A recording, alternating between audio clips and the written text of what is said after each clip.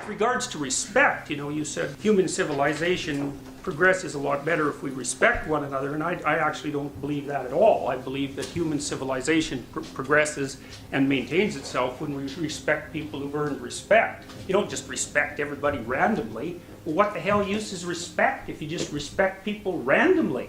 It's like inflating the currency, It's like the Simpsons episode where, Bart gets a trophy because it's every child gets a trophy day. All you do is inflate the currency. Respect is actually limited to that category of people who have earned respect in some manner. So whatever you're talking about with regards to, say, common decency between people, it's not respect. And the definitions actually matter. They matter a lot.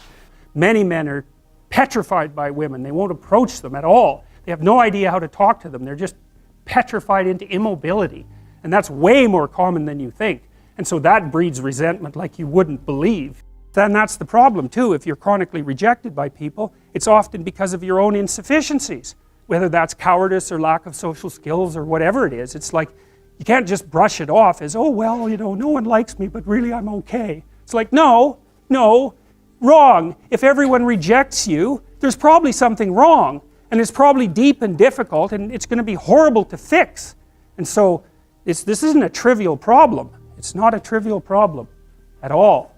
And so, that's Mother Nature for men too, because from the sexual selection point of view, if they're not selected as a mate, nature has taken them out of the game, right? And so, people don't really like that. They're not that happy with that. And so, but getting all whiny about it and then getting violent is like, that's just not really very helpful, although it's very common.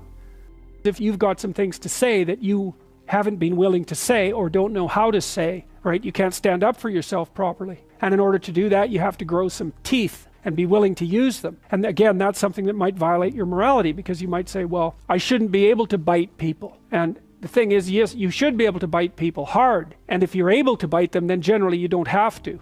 It isn't obvious that people treat themselves better than they treat other people. I don't think that's obvious at all. But maybe you could start with yourself and think, okay, I'm going to take care of myself as if I have value. What would that look like? And then I'm going to work to extend that courtesy to everyone else. And the other thing I would say is, you have to bargain from a position of authority, let's say, not power. But you don't have authority unless you know what you're talking about and unless you can say no. And you can't say no unless you've set yourself up with alternatives. Now, in order to speak what you might regard as the truth, you have to let go of the outcome. You have to think, all right, I'm going to say what I think, stupid as I am, biased as I am, ignorant as I am.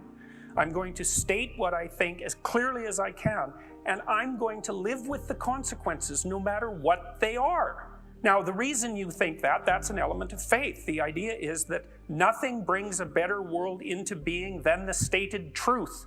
Now, you might have to pay a price for that, but that's fine. You're going to pay a price for every bloody thing you do and everything you don't do.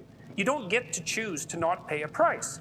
You get to choose which poison you're going to take. That's it. So if you're going to stand up for something, stand up for your truth. It'll shape you.